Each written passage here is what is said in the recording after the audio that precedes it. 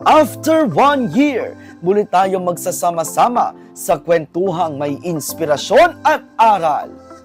Inihahandog ng Charles Studios together with Lambat ang collaboration na hindi inaasahan.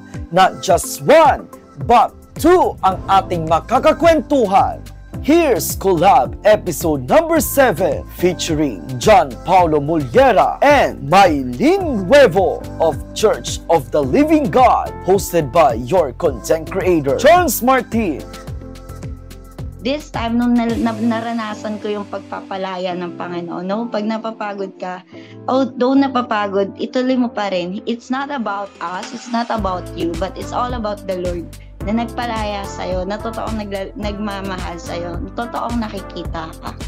Dapat klaro sa'yo yung calling ng Panginoon, kung ano yung pinapagawa niya sa'yo. Kasi hindi talaga maunawaan ng mga tao. Ikaw mismo yun.